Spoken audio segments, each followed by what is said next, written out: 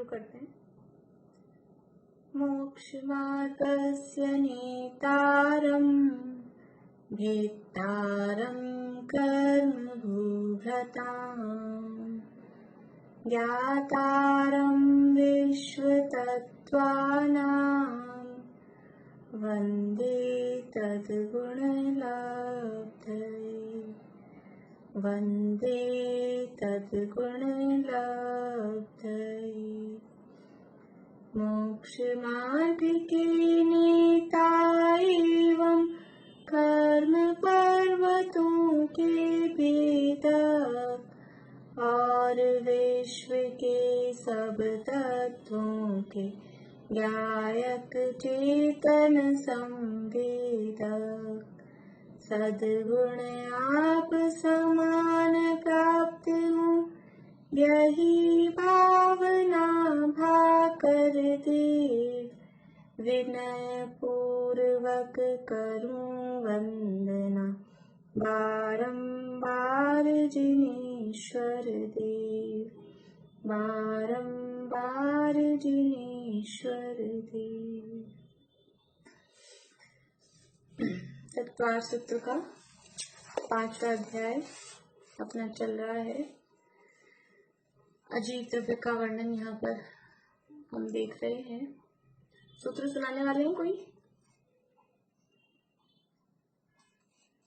शीला भाभी आपने सुना दिए क्या?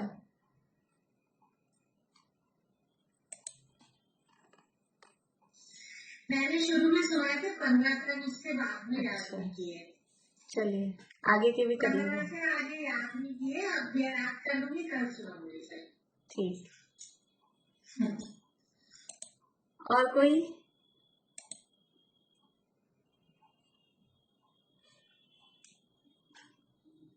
कोई नहीं है? चलिए तो अपन पाठ कर लें फिर।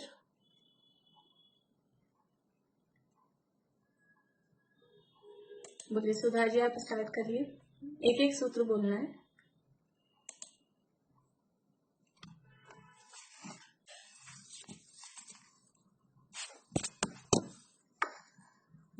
पुद्गल द्रव्य किसे कहते हैं ये बताया। स्पर्श रस गंध वर्ण वंतः पुद्गला।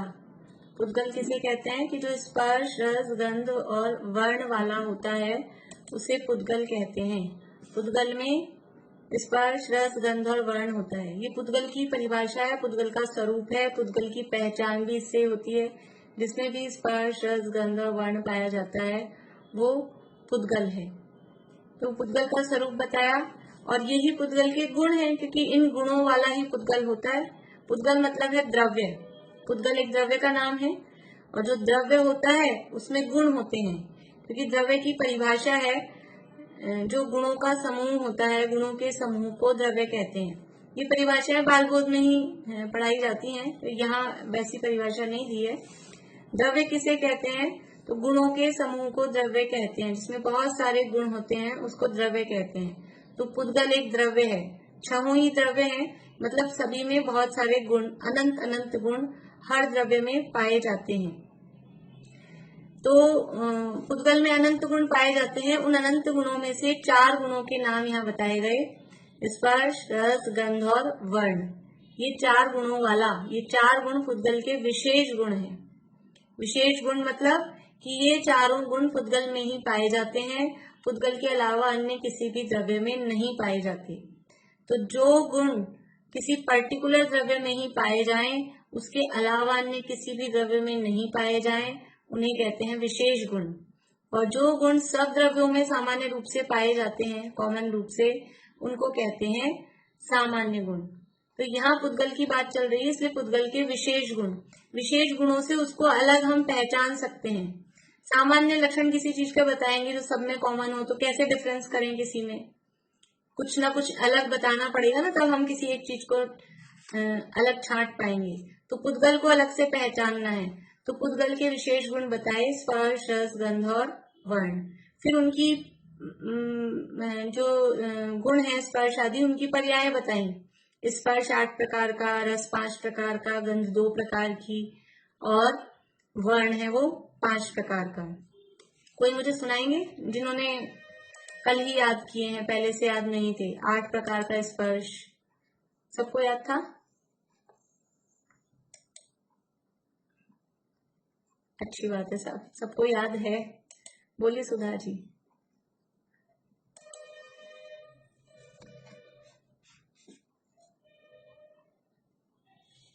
स्पर्श के तो 8 गुण होते हैं। स्पर्श के, हाँ, स्पर्श के 8 गुण नहीं होते। या तो बोले स्पर्श के 8 भेद होते हैं, या फिर ऐसे बोले कि स्पर्श की 8 पर्याय। क्योंकि स्पर्श तो खुद गुण है, गुणों के गुण नहीं होते। पहले समझ लीजिए एक बार, गुणों के गुण नहीं होते, स्पर्श तो खुद गुण है। तो उस गुण की या तो पर्याय होगी, या फिर कहें उसके भेद हैं। भेद का मतलब भी पर्याय ही है। इसलिए स्पर्श के गुण 8 गुण ऐसा नहीं, स्पर्श की 8 पर्याय होती हैं, या स्पर्श के 8 भेद होते हैं। अब बोलिए। स्पर्श के तो 8 भेद होते हैं। हाँ, गंध के 2 भेद होते हैं, और रस के 5 भेद होते हैं, और वर्ण के 5 भेद होते हैं। हाँ, तो वो 8 कौन से? 20 भेद। 8 नाम बताने हैं। चिकना, हल्का, भारी, चिकना, सूखा, कठोर, नर्म, और शीत और उष्ण। और गंध में होगा दुर्गंध, सुगंध, और वर्ण होगा काला, पीला, नीला, सफेद और लाल। और रस में होगा खट्टा, मीठा, चरखड़ा, कसायला, और खट्टा, मीठा, कसायला, चरखड़ा, कड़वा, कड़वा, मीठा, कड़वा। बढ़िया, बढ़िया। तो ये पुद्गल के जो 4 गुण बताए, स्पर्श, रस, गंध, वर्ण, उन 4 गुणों के ऐसे कुल मिला के 20 भेद या 20 पर्याय उनकी होती हैं। ये तो कॉमन है और ये तो समझ में आ रही हैं, लेकिन इसके अलावा भी पुद्गल की और कौन सी पर्याय हैं, हम उनको स्पेशल पर्याय भी कह सकते हैं, या जिनमें हमको ऐसा समझ में नहीं आए कि ये पुद्गल है कि नहीं है, ऐसा भी यदि हमको कंफ्यूजन हो, उसके लिए भी यहाँ अलग से बताया जा रहा है पुद्गल द्रव्य की पर्याय। इसे द्रव्य संग्रह में जब ये गाथा आई थी तो वहां कहा था पुद्गल की विभाव व्यंजन पर्याय। अभी वो शब्द मैं नहीं उठा रही हूँ, खाली याद दिलाने के लिए आप लोगों को, क्योंकि अभी वो व्यंजन पर्याय फिर वो सब यहाँ पे अभी कठिन पड़ जाएगा। तो ये भी पुद्गल की पर्याय हैं, अवस्थाएं हैं। ये बात यहाँ पर बताने के लिए ये बताए हैं। कौन कौन सी हैं वो पुद्गल की पर्याय? बोलिए ज्योति जी, ये पुद्गल की जो पर्याय बताई।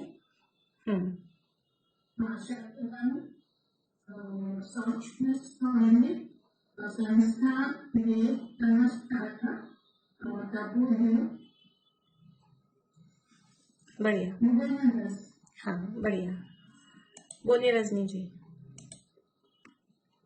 शब्द, बंध, सूक्ष्म, स्थूल, संस्थान, भेद, सम, छाया, आकट और ज्योत। बहुत बढ़िया। शब्द, बंध, सूक्ष्म, स्थूल। हाँ बोलिए चित्रांटी।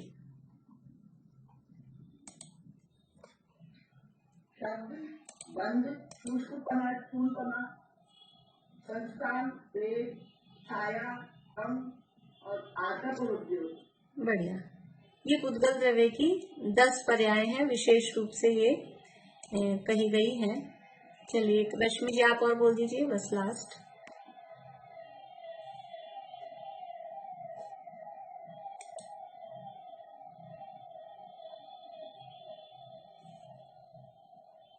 बोल रहे हैं?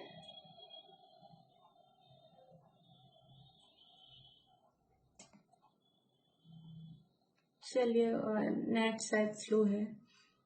यहाँ अपनी कल बात हुई थी शब्द के संबंध में। शब्द किसे कहते हैं कि जो कानों से सुना जाए वो शब्द है, और दूसरी तरफ से ऐसा भी कह सकते हैं भावात्मक रूप में कि जिसमें जो किसी वस्तु को कोई अर्थ बताता हो वो शब्द कहलाता है। लेकिन अभी अपने को तो सामान्य रूप से जो कानों से जो भी सुना जाए वो शब्द है। और ये शब्द 2 प्रकार के कहे, एक भाषा रूप और एक अभाषा रूप।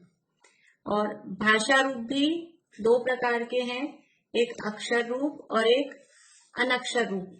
भाषा रूप शब्द कौन से हैं कि जिसको भी हम ये कह सके कि ये भाषा है, तो भाषा अक्षर रूप भी होती है और बिना अक्षर अनक्षर रूप भी होती है।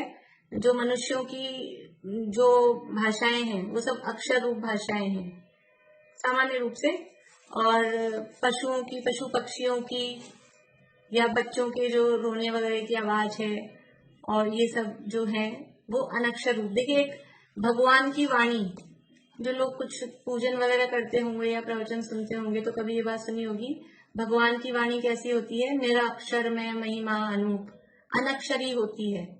दिव्य ध्वनि जो होती है वो अनक्षरी होती है, ओंकार रूप होती है। और ओम को अक्षर नहीं माना जाता है, वो बीजाक्षर से साउंड रूप। ओम भी हम बोलते हैं, जैसे हम बोलते हैं ना बच्चा रो रहा है, तो बच्चा कैसे रो रहा है?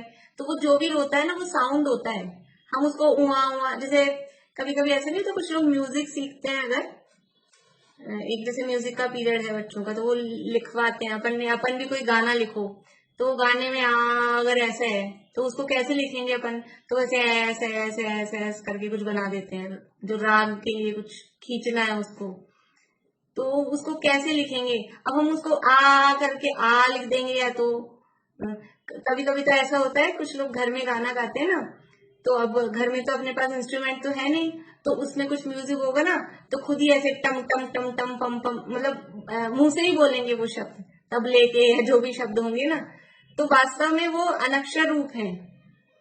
हम लेकिन उसको अक्षर में बता देते हैं, लिख देते हैं, बोल देते हैं। तो बच्चे के रोने की भी जो आवाज है वो अनक्षर रूप है, लेकिन हम उसको अक्षरों में दे देते हैं। ऐसे भगवान की जो दिव्य ध्वनि है उसको ओम हम ऐसा अक्षर दे रहे हैं, लेकिन वो तो ऐसे गर्जना रूप होती है, तो उसको अनक्षर रूप भाषा वो कही जाती है। वास्तव में वो कोई अक्षर नहीं होता, वो तो जैसे बादलों की आवाज होती है, ऐसे मेघ गर्जना रूप दिव्य ध्वनि होती है, वो भी अनक्षर रूप होती है। तो ये भाषा रूप शब्द दो प्रकार के हो गए, अक्षर रूप और अनक्षर रूप। और जो अभाषा रूप हैं वो भी दो प्रकार के हैं, एक प्रायोगिक और एक स्वाभाविक। इसके लिए शब्द प्रायोगिक और स्वाभाविक के लिए शब्द आपको और दूसरी किताबों में, अगर आप लोग दूसरे ग्रंथ देखेंगे तत्वार सूत्र, तो वहां वैश्रसिक शब्द भी मिलेगा। वैश्रसिक का अर्थ वही स्वाभाविक या प्राकृतिक ही होता है, लेकिन वो कठिन पड़ता है ना, इसलिए यहाँ पर स्वाभाविक शब्द दिया है। लेकिन मैंने इसलिए बता दिया कि कहीं आप दूसरी बुक्स सबके पास में होती है तत्वार सूत्र की दूसरी बुक्स, तो उसमें वैश्रसिक शब्द भी मिल जाता है। तो वैश्रसिक का अर्थ भी वही स्वाभाविक, प्राकृतिक, नेचुरल, वही अर्थ है। और प्रायोगिक का मतलब कृत्रिम जो किया गया है वो प्रायोगिक का अर्थ है। तो जो पुरुष के प्रयत्न से होते हैं वो प्रायोगिक भाषा है, जो हम निकाल रहे हैं दो पुद्गलों की टकराहट से। और जो बिना पुरुष के प्रयत्न से होते हैं, अपने आप जो निकल रही है, बिजली की गड़गड़ाहट, बादलों की आवाजें, वो सब स्वाभाविक भाषा रूप शब्द होते हैं। अब देखिए बंध, बंध किसे कहते हैं? तो जिस संबंध से दो वस्तुओं में एक पने का ज्ञान हो उस संबंध को बंध कहते हैं। बंध मतलब बंध हुआ तो दो वस्तुएं एक लगती हैं, उसका नाम बंध है। तो जिस संबंध से दो वस्तुओं में एक पने का ज्ञान हो उसे बंध कहते हैं।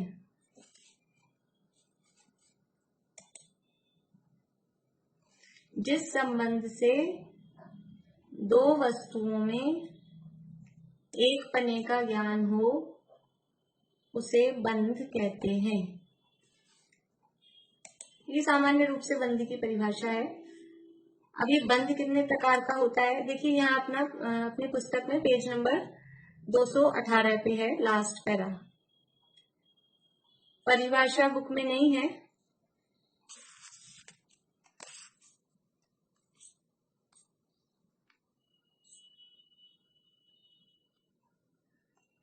आवाज बराबर आ रही है आप लोग को या अटक रही है?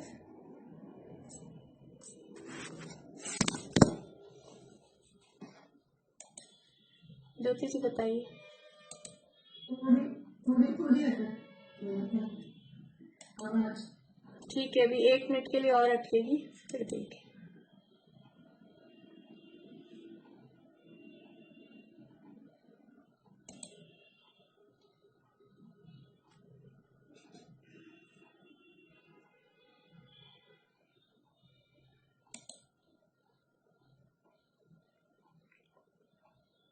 अब आ रही आवाज?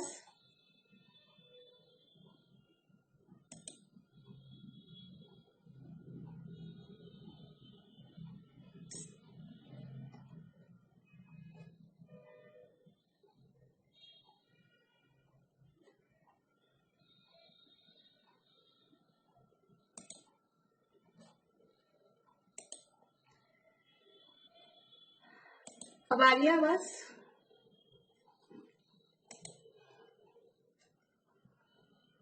रश्मि जी बताइए, आ रही है आवाज? अच्छा, अब आ रही है।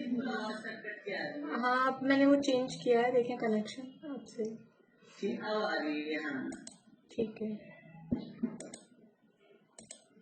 एक बार बंद की परिभाषा और होगा। हाँ, जिस संबंध से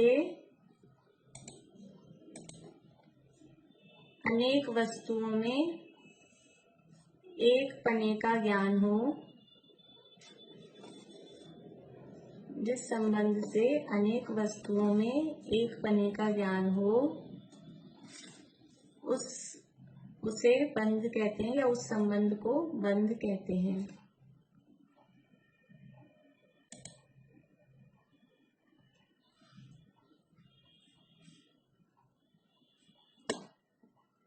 देखिए यहाँ पेज नंबर 218 पे लास्ट पैरा है।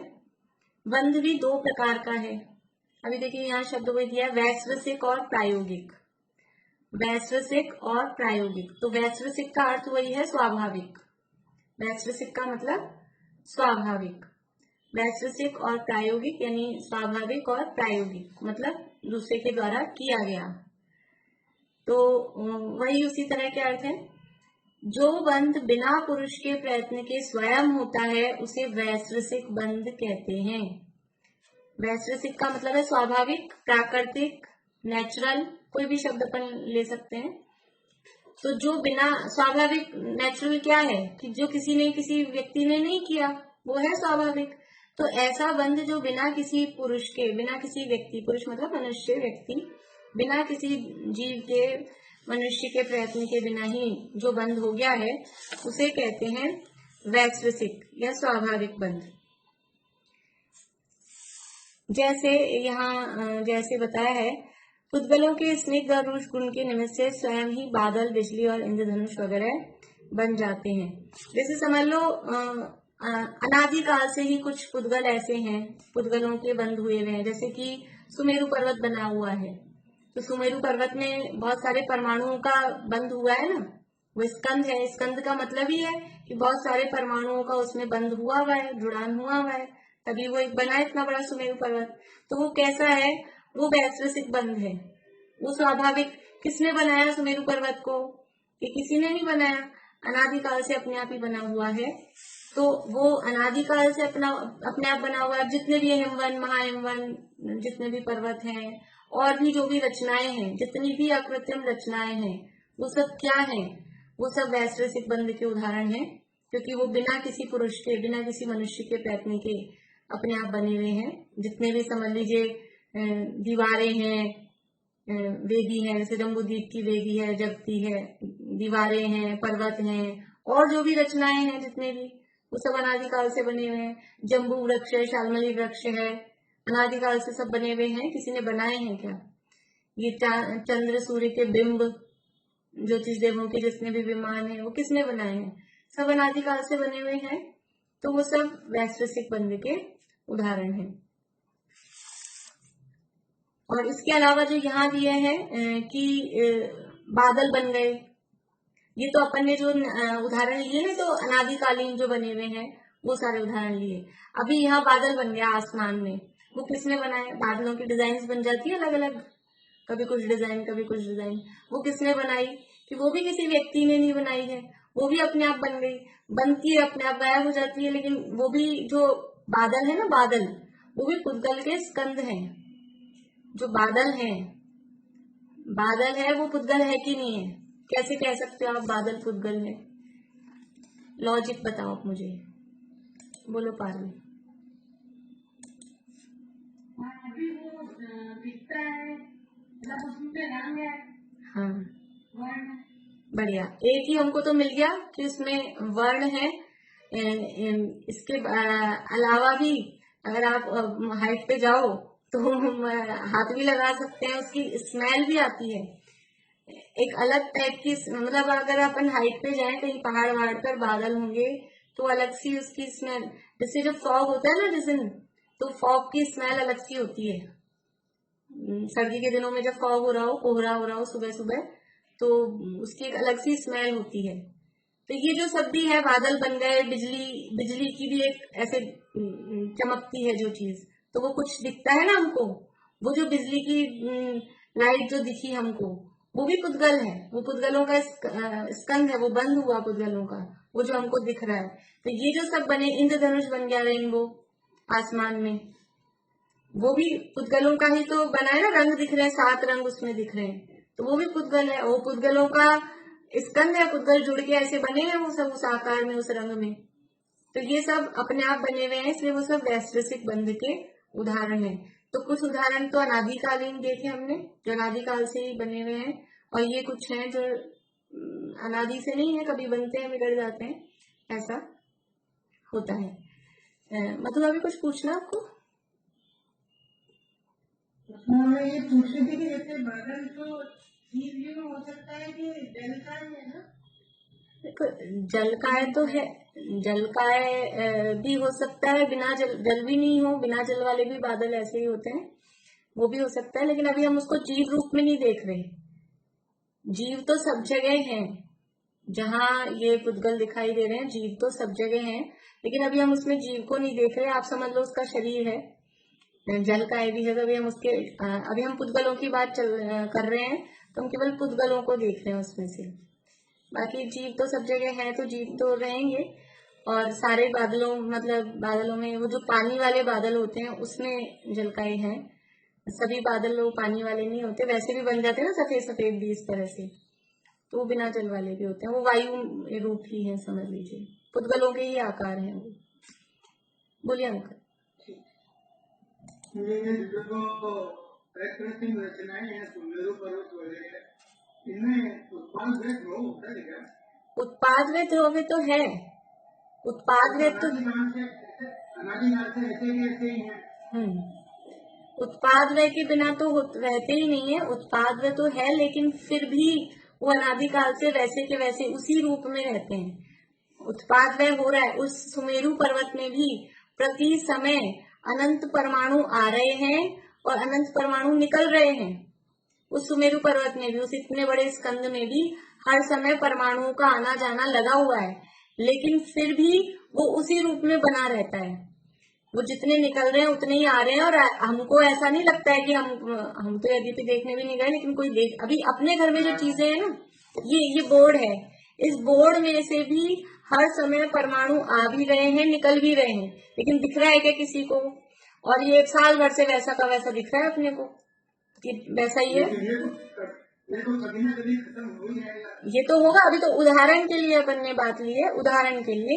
तो जब अपने को साल भर तक, 1 साल का टाइम अपन देखें, तो साल भर तक हमको ऐसा कैसा दिख रहा है, ना कुछ खराब दिखा, ना कुछ टूटा, ना फूटा, कुछ भी नहीं। तो ये तो कृत्रिम चीज है। इसी तरह से अकृत्रिम है वो सुमेरु पर्वत आदि, अकृत्रिम स्कंद है, उनमें भी परिवर्तन कुछ नहीं दिखता, लेकिन फिर भी प्रति समय ऐसा उत्पाद व्यय हमेशा चलता रहता है, क्योंकि उत्पाद व्यय तो द्रव्य का लक्षण है। उत्पाद व्यय होते हुए भी ध्रुव्य यानी ध्रुव बना रहे, वो चेंज नहीं होता। चेंज भी होता भी है और चेंज नहीं भी होता है। मतलब अभी आगे सूत्र आएगा, उत्पाद व्यय ध्रुव्य उत्तम सत, बदलते हुए भी नहीं बदलता, नहीं बदलते हुए भी बदलता है।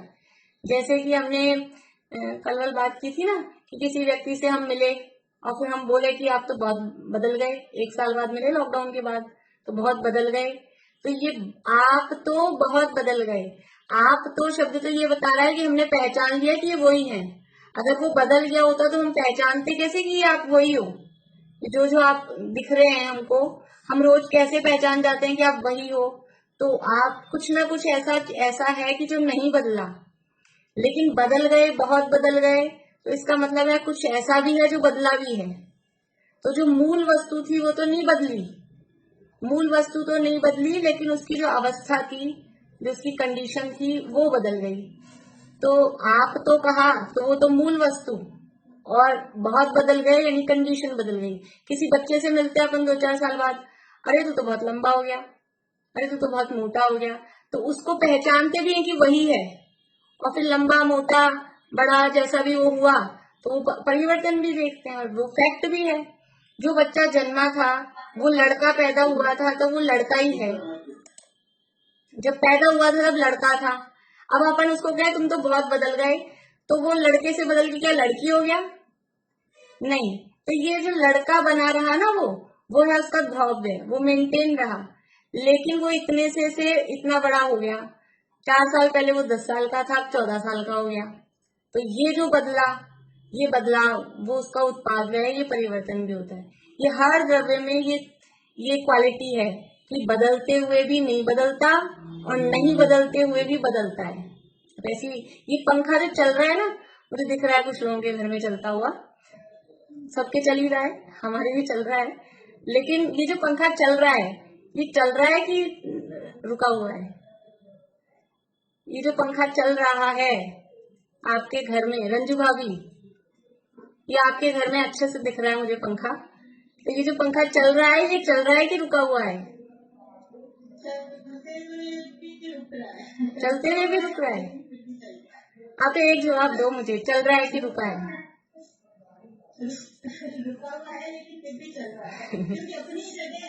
बहुत बढ़िया, बहुत बढ़िया। ये चल रहा है, लेकिन ऐसा नहीं चल रहा, अभी चल रहा है, 1 घंटे से चल रहा है पंखा, तो चलते चलते 1 घंटे में कितने किलोमीटर पहुंच जाएगा? पंखा चल रहा है ना आपके घर में सबके, तो ये चल रहा है। तो ये ऐसा चल रहा है कि चलते चलते 2-4-10 किलोमीटर पहुंच जाए, अपने घर में से ही निकल के बाहर चला जाए? ऐसा नहीं चल रहा, अपनी जगह रुके हुए भी चल रहा है।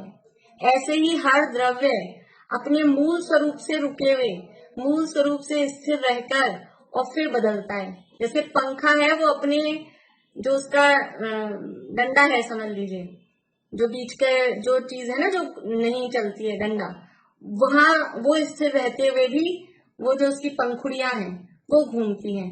तो पंखुड़ियों को समझ लीजिए पर्याय, और वो जो मूल डंडा है वो उसका ध्रुव है। ये पंखुड़ियां उत्पाद रूप, और वो डंडा है वो ध्रुव रूप। तो ऐसा सभी द्रव्यों में ऐसा होता है। तो सुमेरु पर्वत है, ये पुद्गल के स्कंद हैं, और पुद्गल के स्कंद होने पर भी बदलते हुए भी नहीं बदलते, नहीं बदलते हुए भी बदल रहे हैं। बिना बदलाव के कोई वस्तु नहीं है, और बदलाव हो जाए तो पूरी की पूरी वस्तु ही बदल जाए, ऐसा नहीं होता। अवस्था बदलती है, वस्तु नहीं बदलती। सोने की चूड़ी टूट के चैन बनाई तो अवस्था बदली, चूड़ी की जगह चैन बन गई। लेकिन सोने की चूड़ी टूट के चैन बनाई तो वो सोने की जगह चांदी की हो गई क्या? सोने की ही रहेगी, सोने की थी ना, तो सोने की ही रहेगी। इसलिए मूल वस्तु नहीं बदलती, अवस्था बदलती है। और सुमेरु पर्वत आदि जो भी स्कंद हैं, वो सब भी बदल रहे हैं, हर समय बदल रहे हैं। लेकिन बदल कर भी ऐसे नहीं बदल रहे कि सुमेरु पर्वत की जगह हिमवन बन जाए, हिमवन की जगह सुमेरु बन जाए, या वो सोने का जहाँ था वहां पे हीरे मोती लग जाए, और जहाँ हीरे मोती वो थे ना, वो सब वहां सोना लग जाए। ऐसा कुछ भी नहीं बदलता है, लेकिन अपने आप उसमें बदलाव होता रहता है। बोलिए पारू। अभी अभी बोला कि जो बादल होते हैं उसके जल में जीव होते हैं, पर वो तो भाप बन के बादल बनते हैं ना, तो जीव कैसे आएंगे? वो जल कायिक होते हैं ना, जो भी जल कायिक तो होते हैं ना जीव, जल कायिक बना, भाप बन के भी वापस वो जो जल बना ना, तो फिर उसमें जल कायिक, अपना जो जल हुआ ना, हमने जो उबाल लिया, वो पानी तो अब जीव रहित हो गया, लेकिन अब वो बादलों में जो वापस से पानी बना है, वो जल कायिक रूप में होता है। बोलिए चित्रांति। ये समय शिखर ऑर्डर इसलिए आएंगे ना? हाँ, समय शिखर है, वो भी मतलब इसी तरह का वैश्विक बंध के अंतर्गत ही आएगा, किसी ने बनाया नहीं ना उसको भी, अपने आप जो भी पर्वत हैं जो किसी ने बनाए नहीं है। अब इसमें दो बातें हो सकती है, एक अनादिकालीन भी हो सकते हैं और एक शादी मतलब जो नए बने हुए दिख रहे हैं ऐसे भी हो सकते हैं, लेकिन जो बिना किसी के बनाए जो भी चीजें हैं वो सब वैश्विक बंध के अंतर्गत आएंगी। देखिए, तो ये वैश्विक बंध हुआ। इसके बाद में है प्रायोगिक बंध। तो पेज नंबर 219 पे, पुरुष के प्रयत्न से होने वाला बंध प्रायोगिक बंध है। बिल्कुल जो शब्द में जो थे ना, शब्द के भेदों में प्रायोगिक और वैश्विक या प्रायोगिक और स्वाभाविक, वही परिभाषा यहाँ है।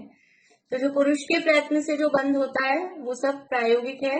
अब जितनी भी चीजें हैं, टेबल बनी है, कुर्सी बनी है, जितनी भी चीजें अपने घर में रखी है ना, वो अपने सामने जो भी दिख रहा है, पुस्तक रखी है, मोबाइल है, कंप्यूटर है, लैपटॉप है, पेन है, पेंसिल है, रोटी है, मकान है, दुकान है, साड़ी है, कपड़े हैं, सब चीजें ये किसी ना किसी मनुष्य के माध्यम से बनाई गई है। चाहे मशीन से बनी हो, लेकिन फिर भी इंटेंशनली बनाई गई है वो हम मशीन को भी चलाया गया है ना, मशीन को भी पुरुष ने ही बनाया है ना, मतलब किसी मनुष्य ने ही बनाया है। तो ये सब जितनी भी चीजें हैं जो भी हैं, ये पंखा है, सोफा है, दीवारें हैं, जो भी चीजें अपने को दिख रही हैं, ये सब पुद्गल के जुड़ने से स्कंद रूप बने हैं, ये बंध हैं और ये पुरुष के प्रयत्न से हुए हैं। तो पुरुष के प्रयत्न से होने वाला बंध प्रायोगिक बंध है और उसके भी दो भेद हैं, एक अजीविका बंध और दूसरा जीव और अजीविका बंध। अब बात चल रही है यहाँ बंध की।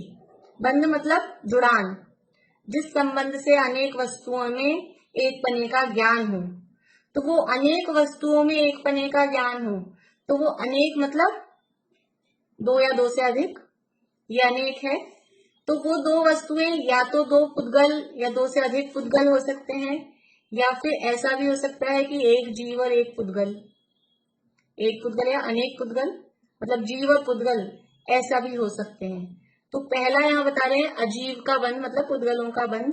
अजीव का मतलब यहाँ पुद्गल समझना, क्योंकि धर्म आकाश काल अजीव है लेकिन उनमें बंध नहीं होता। तो अजीव का बंध मतलब पुद्गल का बंध। जैसे लकड़ी और लाख का बंध। लकड़ी यानी लाख होती है ना, लाख वो कहाँ पैदा होती है? लाख होती है बड़ के पेड़ में। पेड़ में यानी लाख का कीड़ा होता है, वो अपने मुंह से वो निकालता है, उससे लाख बनती है। तो वो जो लकड़ी है उस पेड़ की, उसमें वो चिपक जाती है। तो ये जो बंध हुआ, तो वो लाख भी अजीव पुद्गल और वो पेड़ की लकड़ी। अभी पेड़ को एक इंद्रिय जीव नहीं देखना, अभी उसको लकड़ी समझना। तो वो लकड़ी में वो लाख लग गई, तो ये अजीब का अजीब से बंद हुआ। ये तो पुराना उदाहरण है, आचार्यों को जंगल में यही चीजें दिखती थी। अभी आप अपना समझो ना कि ये एक टेबल के एक पाए से दूसरे पाए, मतलब टेबल के टॉप से हमने पाए, टेबल जब बनाई तो उसमें पाया लगाया, तो फेविकोल से जोड़ा, कील ठोक के जोड़ा, तो ये जो बंद हुआ ये अजीब का अजीब से बंद हुआ। एक पुद्गल दूसरे पुद्गल से बंधा। समझ लीजिए हमने रोटी बनाई, इसमें कुछ स्टफ, केले का पराठा बनाया, तो एक तो गेहूं की रोटी बनाई और उसमें वो केले का वो भी पुद्गल है, वो मसाला उसमें भरा और फिर वो दोनों मिलके एक हो गए। तो ये अजीब का अजीब से बंद।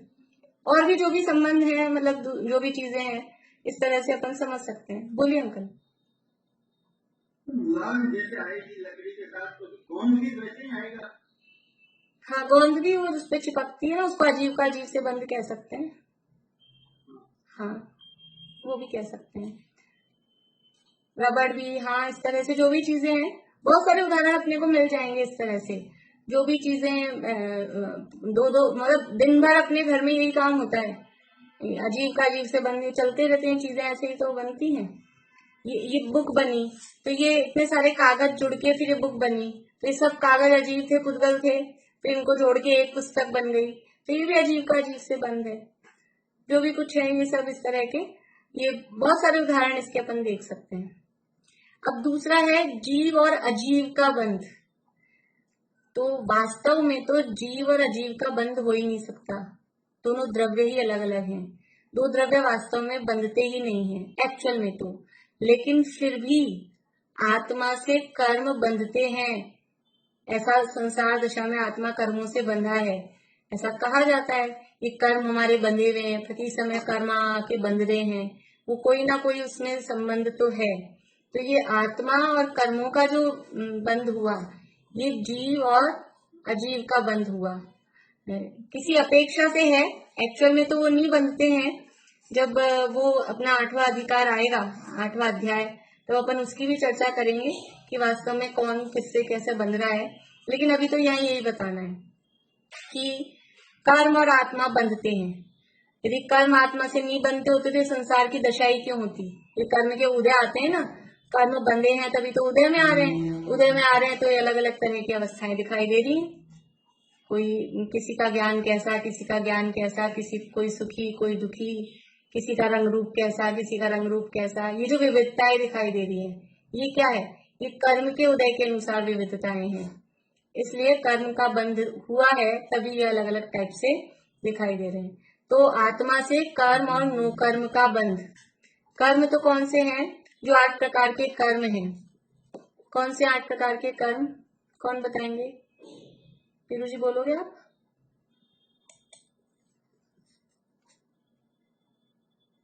दशनावरणीय, ज्ञानावरणीय, मोहनीय, अंतराय, आयु, गोत्र, नाम, वेदनीय। वेद। ज्ञानावर्ण से स्टार्ट है। ज्ञानावर्ण, दशनावर्ण, वेदनीय, मोहनीय, आयु, नाम, गोत्र और अंतराय, ये 8 है कर्म। इन्हें कहते हैं कर्म। ठीक है, मुख्य रूप से 8 कर्म। और किसी को कोई ऐसे हैं जिनको ये नाम याद नहीं है? हाथ खड़ा करें, या पता ही नहीं है? सबको पता है ना ये नाम? 8 कर्म है। और नो कर्म किसे कहते हैं? नो कर्म का मतलब है कि शरीर और शरीर से संबंधित पदार्थ, सामान्य रूप से नो कर्म का मतलब होता है हल्के कर्म।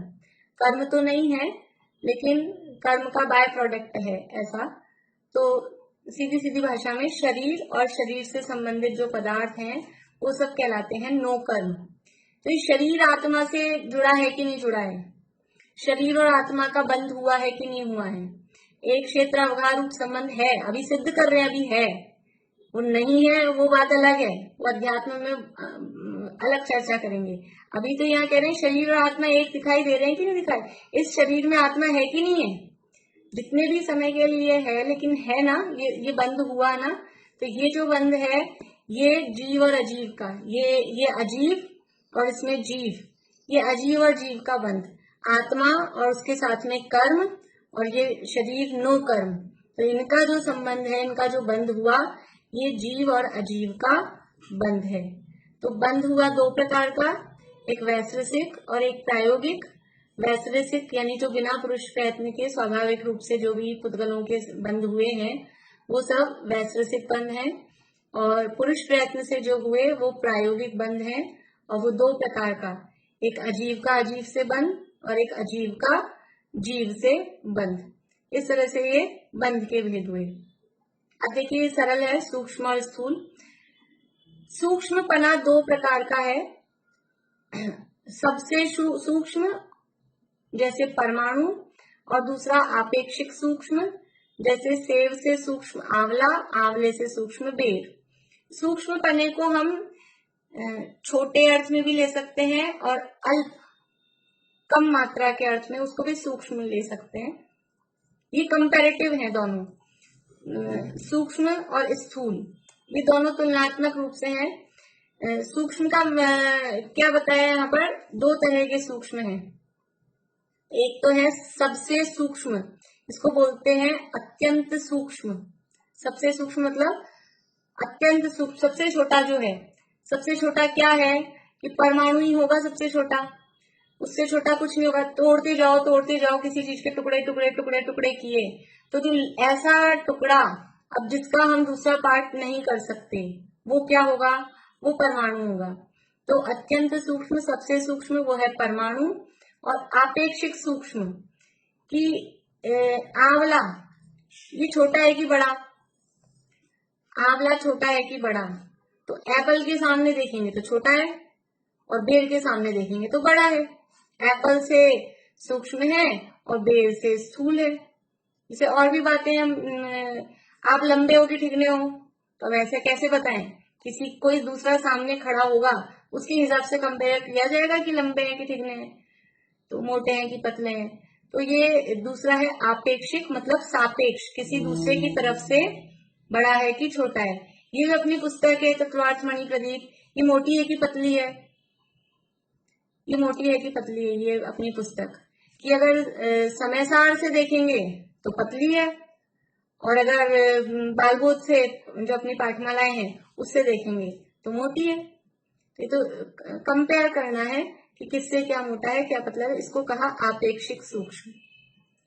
अब स्थूलपना भी दो प्रकार का है, सबसे अधिक स्थूल और दूसरा आपेक्षिक स्थूल।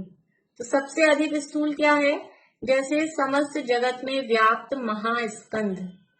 पूरे लोक में ये तीन लोक की रचना हमने देखी, इस पूरे तीन लोक में जो जितने भी अकृत्रिम रचनाएं हैं, ये अकृत्रिम रचनाओं का एक पूरा महास्कंध है। अभी जितना आपको समझ में आए देख लेना कि ये जो जितनी भी चीजें हैं अकृत्रिम रचनाएं, वो सब उनके बीच में परमाणुओं की ऐसे कंटिन्यूटी बनी हुई है, तो वो सब जैसे आपस में जुड़े हुए हैं। अभी अपन भी यहाँ से है ना, यहाँ से यहाँ अपने को खाली दिख रहा है, लेकिन ये खाली नहीं है जगह। अभी एक दो दिन पहले बात की थी सूक्ष्म, जब अपन ने सूक्ष्म जीव और बादर जीव की बात की थी, तो सूक्ष्म जीव पूरे लोक में सब जगह हैं, ये खाली जगह पे भी सब जगह हैं। तो यहाँ सूक्ष्म जीव भरे हुए हैं सब जगह। तो वो जो सूक्ष्म जीव हैं वो शरीर सहित होते हैं कि शरीर रहित होते हैं? जो सूक्ष्म जीव यहाँ फैले हुए भरे हुए हैं, उनके शरीर होगा कि नहीं होगा? नेहा जी, उनके शरीर होगा कि नहीं होगा? नहीं होगा। बिना शरीर टकराते नहीं है, लेकिन शरीर नहीं होगा उनके। बहुत सारे लोग हाँ कर रहे हैं। शरीर होगा, क्योंकि जो भी वो सूक्ष्म जीव है ना वो संसारी हैं, और संसारी जीव बिना शरीर के नहीं होते। अगर वो बिना शरीर के हो जाएंगे तो वो सिद्ध हो जाएंगे, वो तो मुक्त हो जाएंगे, बिना शरीर के हैं। इसलिए शरीर है, टकराते नहीं है उनका शरीर। ऐसा है सूक्ष्म नाम कर्म का उदय है उनके, तो शरीर होने पर भी ऐसा है कि वो टकराता नहीं है। यानी पुद्गल भी ऐसे सूक्ष्म रूप से परिणमित होते हैं कि वो टकराए नहीं। तो यहाँ पर सब जगह जीव भरे हैं, सूक्ष्म जीव, और वो सब जीव शरीर सहित है, मतलब पुद्गल भी है। सिद्ध हुआ, जीव है और जीव है तो शरीर सहित है, मतलब यहाँ पुद्गल भी है सब जगह। यानी कि यहाँ से यहाँ तक की जो दूरी दिख रही है, ये दूरी में भी हम सब जुड़े हुए हैं, ये टच हो रहा है। ऐसा समझ में आ रही बात? क्योंकि बिल्कुल कोई जगह खाली नहीं है, तो वो जीव जीव जीव जीव तो वो आपस में सब टच हो रहे हैं। वो टच होते होते वहां तक टच, वो पूरा एक व्याप्त, ऐसा। तो पूरे लोक में ऐसा एक जगत में व्याप्त एक महास्कंध है, इस रूप में सब आपस में जुड़े हुए हैं, ऐसा समझना। तो वो जो सबसे बड़ा क्या है, सबसे स्थूल, कि वो जो एक महास्कंध है जो ऐसा जिससे सब जुड़े हुए हैं, वो कहलाता है महास्कंध। और दूसरा है आपेक्षिक स्थूल, कि अभी उसी उदाहरण को उल्टा किया। बेर से बड़ा क्या है? आंवला। आंवले से बड़ा एप्पल, सेब। बेर की आंवले को देखेंगे, आंवला बड़ा है कि छोटा? तो बेर से देखेंगे तो आंवला बड़ा है, और एप्पल से देखेंगे तो छोटा है। तो ये आपेक्षिक, इस तरह से आपेक्षिक स्थूल, इस तरह से ये सूक्ष्म स्थूल। सरल बातें हैं, ऐसे कुछ खास यानी आप पढ़ के भी अपन समझ सकते हैं, ज्यादा दिमाग लगाने वाली बातें नहीं है। अब है संस्थान। संस्थान का मतलब है आकार। संस्थान का अर्थ होता है आकार। आकार कितने तरह का है? आकार दो तरह का बताया, एक इत्थम लक्षण संस्थान और एक अनित्थम लक्षण संस्थान। इत्थम लक्षण का मतलब इनके अर्थ सरल है, शब्द अपने को ऐसे लग रहे, अर्थ बहुत सरल है। इत्थम लक्षण का मतलब है कि जिस आकार को हम बता सकें, जिसका आकार हम कह सकें, वो कहलाता है इत्थम लक्षण। जैसे देखिए नीचे, गोल, चौकोर, लंबा, चौड़ा आदि आकारों को इत्थम लक्षण संस्थान कहते हैं। जैसे रोटी कैसी होती है, गोल। मोबाइल कैसा होता है कि रेक्टेंगुलर है। ये बुक कैसी है, आयताकार रेक्टेंगुलर है। कोई चीजें कैसे, रुमाल कैसा है, चौकोर है। हम बता सकते हैं ना आकार ऐसा, लेकिन भारत का आकार कैसा है? भारत का आकार बताओ कैसा है? गोल है, चौकोर है, आयताकार है कि त्रिकोणाकार है, षटकोणाकार है, अष्टकोणाकार है। ये सब तो हम बता सकते हैं जितने भी हैं, लेकिन वो नहीं बता सकते। अभी कल परसों को मेरा बेटा बता रहा था, अमेरिका में जो स्टेट्स डिवाइड हुए हैं ना, तो बिल्कुल सीधी सीधी लाइनें ऐसे ऐसे। भारत में तो कैसे है, राजस्थान की शेप अलग है, मध्य प्रदेश की शेप अलग है, कुछ अलग अलग टाइप से ऐसे ऐसे अजीब अजीब से शेप है। वो अमेरिका का दिखा रहा था, तो बिल्कुल जैसे ऐसे लाइनें खींची हो ना बराबर स्केल से, ऐसे स्टेट्स वहां पर बने हुए हैं। तो वहां के आकार थोड़ा फिर भी हम कह सकते हैं कि ये कुछ रेक्टेंगुलर दिख रहे हैं, लेकिन यहाँ इंडिया में है अनित्थम लक्षण संस्थान, कि उसके आकार को हम कह नहीं सकते। जैसे जब पहली बार रोटी बनाते हैं हम, तो हम उसको नहीं, वो कौन से आकार की बनी थी, अनित्थम लक्षण, उसको पता नहीं कौन सा आकार बना था, इसलिए उसको कहते हैं भारत का नक्शा, क्योंकि उसका कोई आकार का नाम नहीं है। तो ये आकार दो तरह के हुए, एक जिसको कहा जा सके और जिस आकार को कहना शक्य न हो, मतलब जिसको हम नाम नहीं दे सकते कौन सा आकार है, वो कहलाता है अनित्थम लक्षण संस्थान। जैसे बादलों में अनेक प्रकार के आकार बनते बिगड़ते रहते हैं। अब बादल में कुछ भी शेप बनती है, कुछ भी ऐसे, अपन भी चित्र बनाते हैं तो ऐसे ऐसे करके कुछ भी शेप बना देते हैं बस बादलों की। तो ये जिसके आकार को कहा नहीं जा सके वो कहलाता है अनित्थम लक्षण संस्थान। ये आकार, ये सब बात चल रही है पुद्गलों की। अभी 8वां अध्याय हम पढ़ेंगे, वहां पे संस्थान नामकर्म आएगा। मैं पहले ही बता देती हूँ, कुछ लोग क्योंकि क्या है, मुझे बाद में व्हाट्सएप पे प्रश्न भेजते हैं कि वो एक संस्थान वहां भी होता है। जैसे ये आतप उद्योग के लिए भी कल किसी ने मुझे भेजा था व्हाट्सएप पे, तो वो वहां कर्मों की बात वो अलग है, वो जीव के शरीर की बात चलेगी वहां। यहाँ अभी पुद्गलों की, सामान्य रूप से पुद्गलों की बात चल रही है। ये सामान्य रूप से पुद्गलों की बात चल रही है। अभी नामकर्म के भेदों में एक संस्थान नामकर्म होता है, वो अलग है। वो अर्थ उसका भी आकार ही है, लेकिन वो आकार जीव के शरीर का आकार की बात है। और यहाँ पर तो जो भी पुद्गल हैं, उन पुद्गलों के आकार की बात चल रही है। इस तरह से ये, चलिए अब कल कर लेंगे भेद, तम, छाया, आतप, उद्योग। पूरा भी नहीं हो पाएगा, टाइम अपना हो गया। कल इसको पूरा कर लेंगे, ज्यादा कठिन नहीं है, रीडिंग जैसा है, सरल है। फटाफट इसको करके फिर अणु और स्कंद आगे उसको अपन बढ़ाएंगे।